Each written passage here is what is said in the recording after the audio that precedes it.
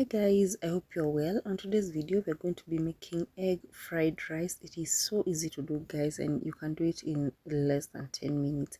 And to start off, you're going to start by scrambling 2 eggs. Like you can see, just add that to a pan and do not spice it yet, because we're going to spice the food as we continue to cook. So it was just plain and egg and a very little amount of oil, and we're going to scramble that, and this is what you get. And after it is scrambled, please set it aside and ready for the next step. Feel free to add more eggs if you're cooking for a large family. Now onto another pan, you're going to fry 2 large onions. Like you can see, the more the onions the better. Add crushed garlic. If you've got ginger also, you can add it there. Stir that and allow the garlic to cook. And guys, for this recipe I prefer to use leftover rice. And after the garlic has cooked, go ahead and add your spices. I just used turmeric for color, and also beef cubes.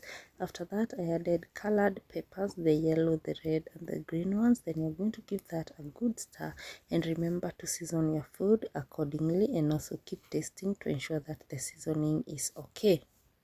And like mentioned before, this recipe is quite easy. So that is the point where you add the eggs that you had scrambled earlier, and then you're going to give that a very good stir, and then you're going to cover the pot and allow this to simmer for a few minutes. Like 5 minutes is enough on low flame. Remember, do not overcook the peppers. I like them crunchy. So next, you're going to add soy sauce. This is optional, but I like to add it for color and taste.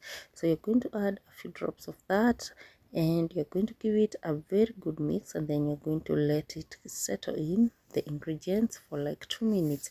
And after that, you're going to go ahead and add your leftover rice. And I used pishori rice. You can use any other kind of rice that you've got it at hand. Just boil it beforehand.